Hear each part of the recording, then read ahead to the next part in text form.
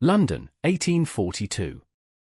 Victoria Zephyr clutched the frayed edges of her woolen shawl as the bitter November wind bit through the thin fabric of her gown.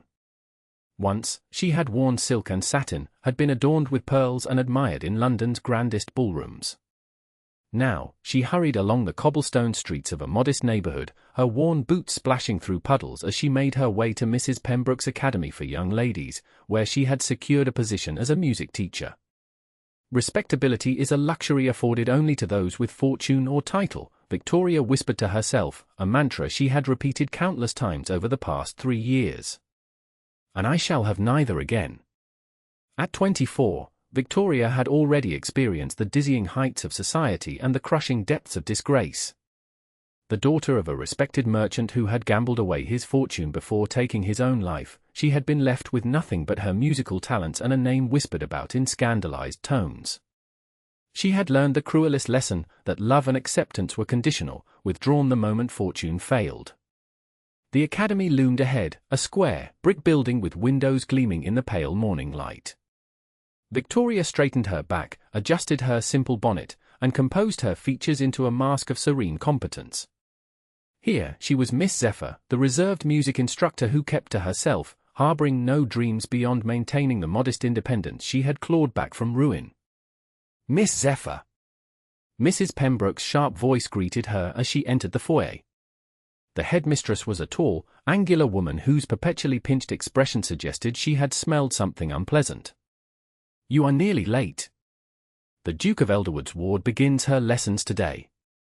I need not remind you that his patronage is essential to our establishment. Victoria's heart stuttered. The Duke of Elderwood? I was not aware, it was arranged yesterday evening. His Grace has taken a sudden interest in his ward's musical education. Mrs. Pembroke lowered her voice. The girl is rumoured to be his natural daughter, though of course, such things are never acknowledged. Lady Amelia Osborne is her name, 12 years old and said to be quite wilful. Victoria nodded, swallowing her dismay. The aristocracy represented danger, eyes that might recognize her, memories of the scandal that had forced her into anonymity. You will conduct yourself with the utmost propriety, Mrs. Pembroke continued. The Duke himself may occasionally observe the lessons. He is a serious, some would say severe, man since the death of his wife 5 years ago, but his influence is unparalleled. Of course, Mrs. Pembroke, Victoria replied, her voice steady despite the panic fluttering in her chest. I shall do my best to satisfy his expectations. Later that morning, Victoria was arranging sheet music at the pianoforte when the door to the music room opened. A small girl with copper-colored curls and a mutinous expression entered, followed by a tall figure who instantly commanded the space. The Duke of Elderwood was not what Victoria had expected. Oliver Elderwood stood well over 6 feet, broad-shouldered and lean, with features that might have been carved from marble, high cheekbones, a strong jaw, and eyes of such intense blue they seemed to pierce straight through her carefully constructed facade. He was perhaps 35, his dark hair showing the barest hints of silver at the temples, his bearing that of a man accustomed to unquestioned authority. Victoria curtsied, lowering her eyes. Your Grace. Lady Amelia. I am Miss Zephyr, the music instructor. Something flickered across the Duke's face, a moment of sharp attention quickly masked by aristocratic indifference. Miss Zephyr. I trust you will find Lady Amelia an apt pupil, though perhaps lacking in enthusiasm. I hate the pianoforte, the girl announced bluntly. And the harp. And singing most of all. Amelia, the Duke admonished, though Victoria caught a hint of weariness rather than anger in his tone. I shall endeavour to make music more appealing, my lady, Victoria said gently to the girl. Perhaps we might begin by discovering what you do enjoy. The Duke observed her with that same unsettling intensity. An unusual approach, Miss Zephyr. Most instructors simply insist upon scales and exercises until the child's fingers bleed. Victoria met his gaze briefly before remembering her place. Music should bring joy, Your Grace, not suffering. The technique will follow more readily if the spirit is willing. He studied her a moment longer. Indeed. I shall return in an hour to collect Lady Amelia. I look forward to hearing of your progress. When the door closed behind him, Victoria released a breath she hadn't realized she was holding. There had been something in his expression, a question, perhaps, that unsettled her. Had he recognized her? Impossible. They had never been formally introduced, and she had changed considerably since her brief season 3 years ago. "He's not really my father, you know," Amelia said suddenly, climbing onto the piano bench. "Everyone thinks he is, but he's my guardian. My parents died." Victoria's heart softened. "I'm sorry, my lady." Amelia shrugged with the resilience of youth. "He's not as frightening as everyone thinks. He just doesn't smile much since Aunt Marianne died." "His wife?" "Yes. She was nice. He loved her very much." The girl ran her fingers carelessly over the keys. "Can you teach me something that isn't boring?" By the time the Duke returned, Amelia was playing a simple folk melody with genuine enthusiasm, her earlier resistance forgotten.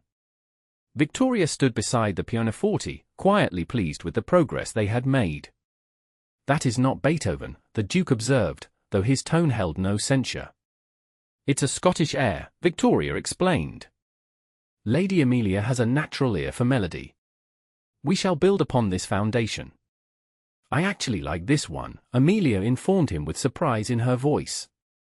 The Duke's mouth curved slightly, not quite a smile, but a softening of his severe expression. "Then I have made a wise investment in your instruction, Miss Zephyr." His eyes lingered on her face a moment too long. "You seem familiar to me. Have we met before?" Victoria's heart raced. "I do not believe so, Your Grace. I have lived a rather quiet life." "Indeed." He offered his arm to Amelia. "Until Thursday, Miss Zephyr." Over the following weeks, Victoria found herself both dreading and anticipating the Duke's appearances at the end of Amelia's lessons. He never stayed long, but each time his gaze seemed to search her face, as though trying to place a half-remembered portrait. His manner remained formal, yet there was an undercurrent of something that made Victoria's skin prickle with awareness. Amelia, meanwhile, flourished under Victoria's instruction. The girl possessed a natural talent that had been stifled by rigid teaching methods, and Victoria took genuine pleasure in nurturing it. "Uncle Oliver asked about you yesterday," Amelia mentioned casually one December afternoon as they concluded their lesson. Victoria's fingers fumbled on the sheet music she was organizing. "Did he?" "He wanted to know where you studied music, and if you had been in London long." Amelia swung her legs beneath the piano bench. "He never asks about my other teachers." "I'm sure His Grace is simply concerned with your education," Victoria replied carefully.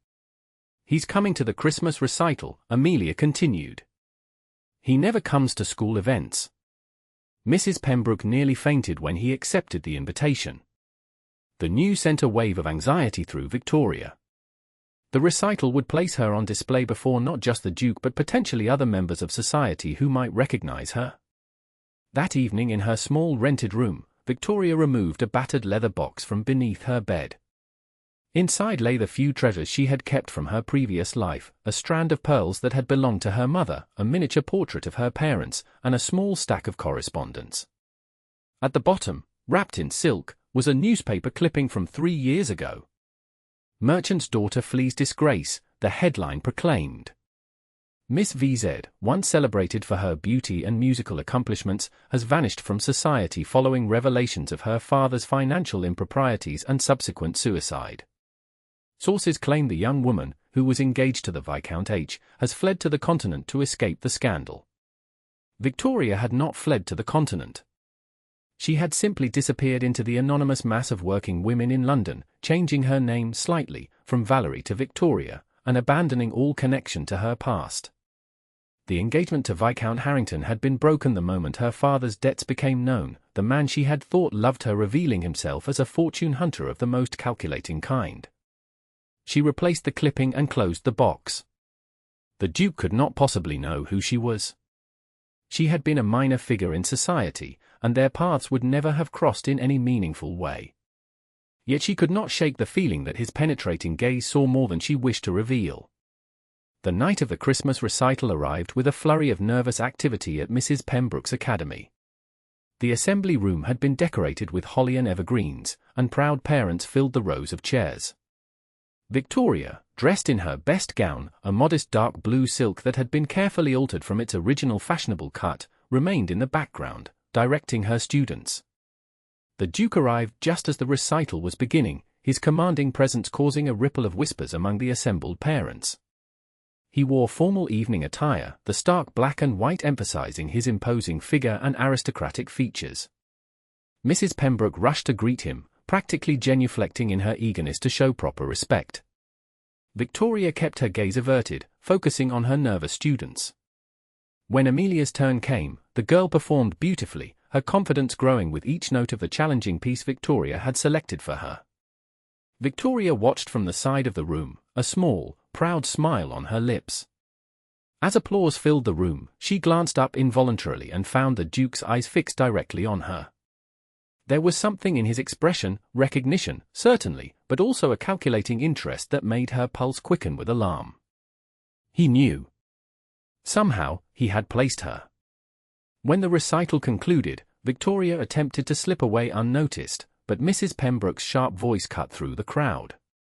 "Miss Zephyr, His Grace wishes to speak with you regarding Lady Amelia's progress." The Duke stood waiting, his height making him visible above the departing families. Victoria approached with outward calm and inward terror. "Your Grace," she curtsied. "I hope Lady Amelia's performance met with your approval."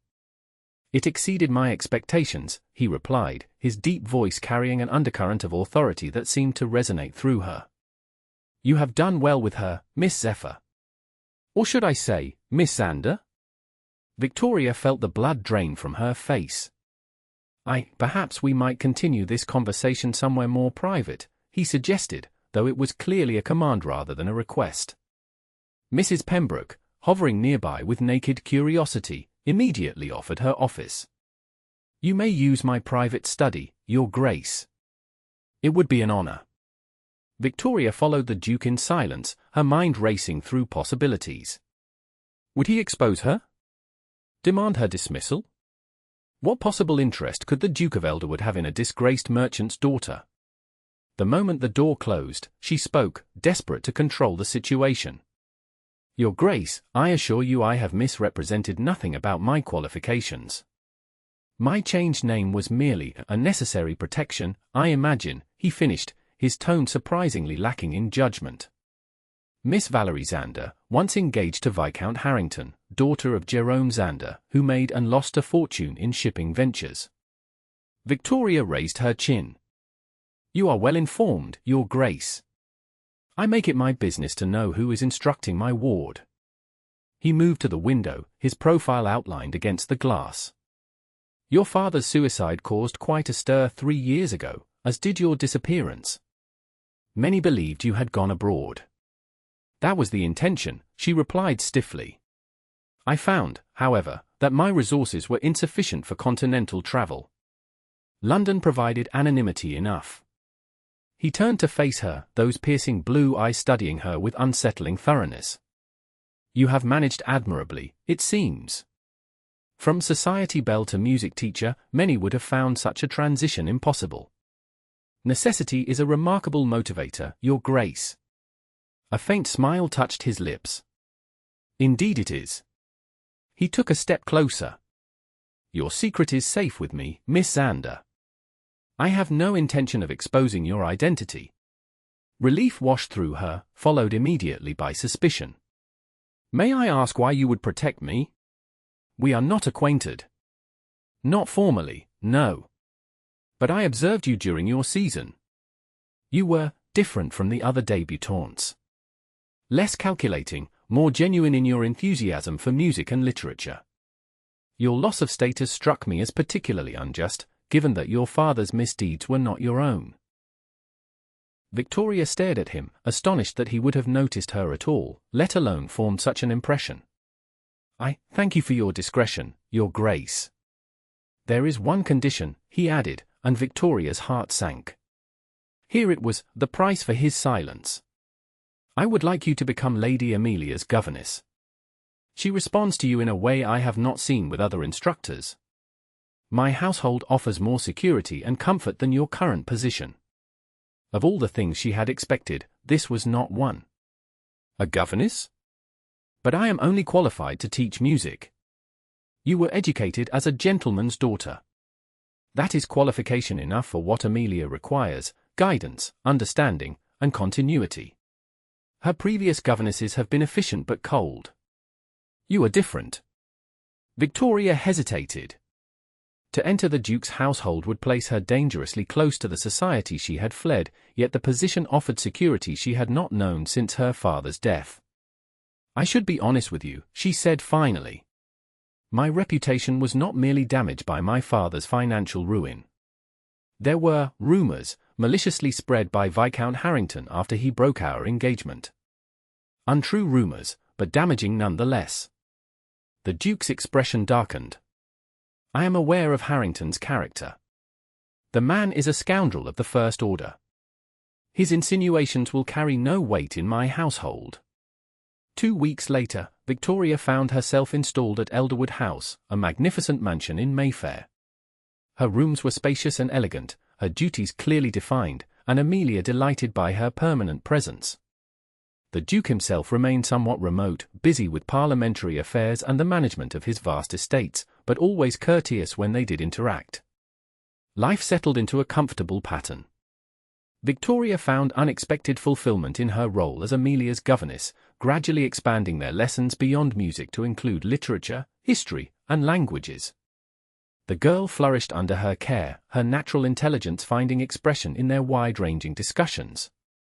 The Duke often joined them for dinner, listening with evident interest to Amelia's accounts of their daily activities. Victoria noticed he seemed more relaxed in these domestic settings, occasionally revealing a dry wit that surprised and charmed her.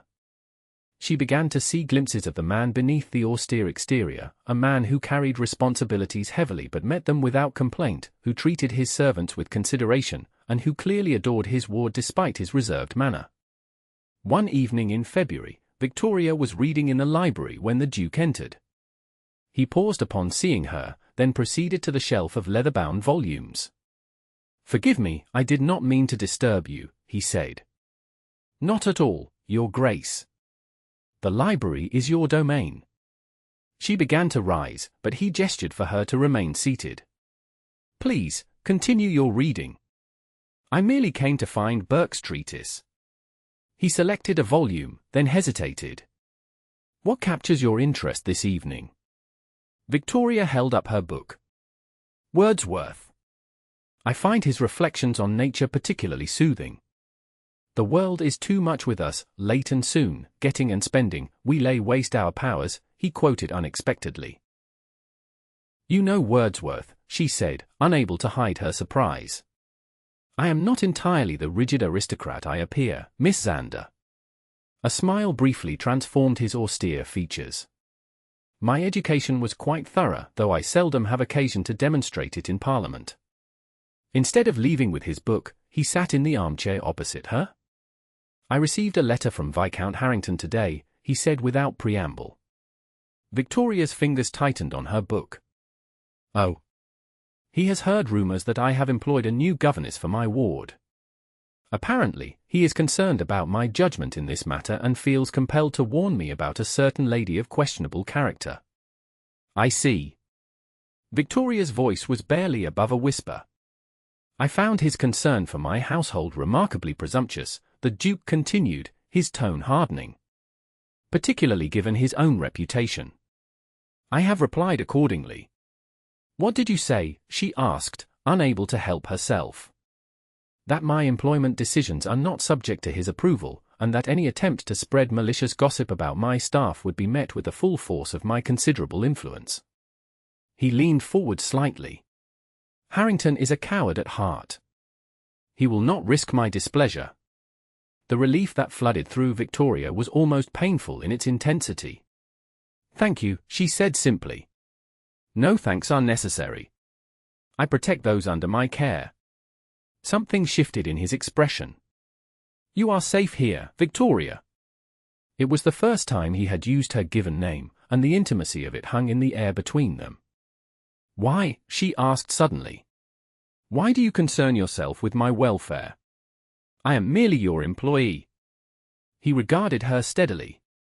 "Perhaps I see in you something of my own experience, the weight of others' expectations, the burden of maintaining appearances despite private pain. You have suffered loss," she said softly. "My wife's death left a void that I have filled with duty and responsibility. It is sufficient." He rose abruptly. "I have kept you from your reading long enough. Good night, Miss Zander." As winter gave way to spring, Victoria became increasingly aware of the Duke's presence.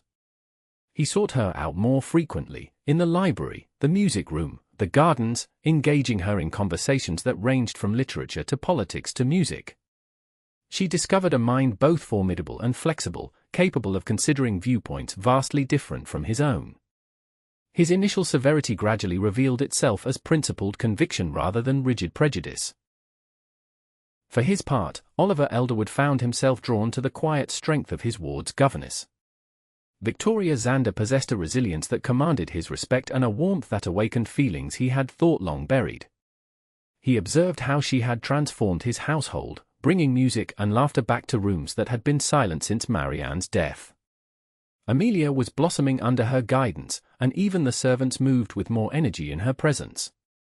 Spring advanced, and with it came a letter that shattered the tranquility of Elderwood House. Victoria was summoned to the Duke's study one afternoon, finding him standing by the window with an expression of contained anger. "Your Grace," she inquired, concerned by his evident tension. "A matter has arisen that concerns you," he said, turning to face her. "I have received this." He handed her a letter written on expensive stationery. Victoria read it with growing horror. It was from Lady Harrington, the Viscount's mother, addressed to the Duke. "Your Grace, it has come to my attention that you have employed as governess a woman whose reputation is beyond redemption. Valerie Zander not only brought disgrace upon her family through her father's financial misdeeds but compounded this shame by entering into an improper relationship with my son prior to their formal engagement. When her father's ruin was revealed, so too was her character. I feel it my Christian duty to warn you that such a person is unfit to guide an impressionable young lady. For the sake of your ward's moral development, I urge you to dismiss Miss Zander immediately." Victoria's hands trembled as she returned the letter. "Every word is a lie," she said, her voice unsteady with suppressed emotion. We never," she broke off, unable to continue. "I am aware," the Duke replied quietly. "Harrington's reputation speaks for itself. The man has left a trail of ruined women across London society. He was angry when I refused his advances after our engagement was broken," Victoria admitted, her cheeks burning with humiliation. "I had thought his slander forgotten after 3 years. Unfortunately, the Harringtons appear determined to pursue their vendetta." The Duke's voice was cold with anger. "Lady Harrington has apparently taken it upon herself to warn several influential families about your presence in my household." Victoria felt the floor shift beneath her feet. "Then my position here is untenable. I cannot allow scandal to attach itself to your name or to Amelia's. I shall resign immediately." "You will do no such thing," he replied with such vehemence that she took a step back. "I will not allow these people to destroy another life with their malice. But the damage to your reputation, my reputation can withstand considerably more than gossip, Miss Zander. I am not a man who abandons those under his protection." His words should have reassured her, but Victoria recognized the precariousness of her situation. If rumors spread, no declaration of the Duke's could fully protect her, or him, from society's judgment. That night, she made a difficult decision. The following morning, Victoria rose before dawn. She packed her few belongings, wrote 2 letters, one to Amelia and one to the Duke, and slipped from the house while the household still slept. Her plan was simple: return to her former lodgings temporarily, then seek a position outside London, perhaps as a music teacher at a country school where her past would remain unknown. She had not anticipated the Duke's response. Oliver Elderwood discovered her absence when Amelia burst into his study, clutching Victoria's letter and sobbing. His own letter lay unopened on his desk, delivered by a nervous housemaid. He read Victoria's careful explanation with growing indignation. Your Grace, I cannot in good conscience remain in your household when my presence threatens your standing in society and potentially Amelia's future prospects. You have shown me kindness beyond measure, for which I shall be eternally grateful. Please assure Amelia that my departure reflects no lack of affection for her, but rather my deep concern for her welfare. With sincere appreciation for all you have done, Victoria Zander. The Duke's reaction was immediate and decisive. Within an hour, he had dispatched servants to Victoria's former address and to the coaching inns.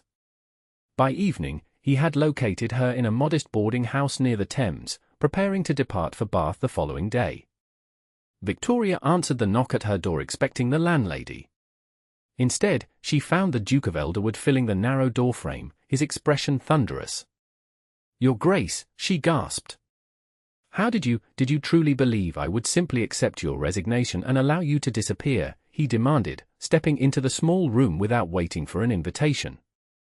After all this time, do you understand me so little? Victoria retreated a step, overwhelmed by his presence in the confined space. I was protecting you and Amelia from scandal. By breaking my ward's heart? By fleeing without giving me the opportunity to address your concerns? His voice softened slightly. By assuming I would not move heaven and earth to find you. This is precisely why I had to leave, Victoria replied, finding her resolve. You cannot risk your position in society for a governess. Is that all you believe yourself to be to me? A governess? He moved closer, his eyes intent on her face. Victoria, surely you must know what you have come to mean to me. Her heart stuttered. Your Grace, Oliver, he corrected. My name is Oliver, and I would hear you speak it. Oliver, she whispered, the intimacy of it making her tremble. Whatever your feelings, they cannot overcome the reality of our situations. I am ruined in the eyes of society. You are untouchable in my eyes, he countered. And I find that I no longer care what society thinks. I have spent 5 years conforming to expectations, maintaining appearances at the cost of any real happiness.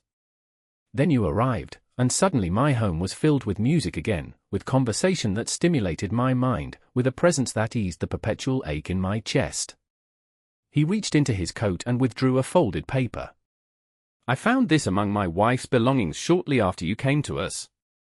I had forgotten its existence until I recognized you. Victoria took the paper with trembling fingers.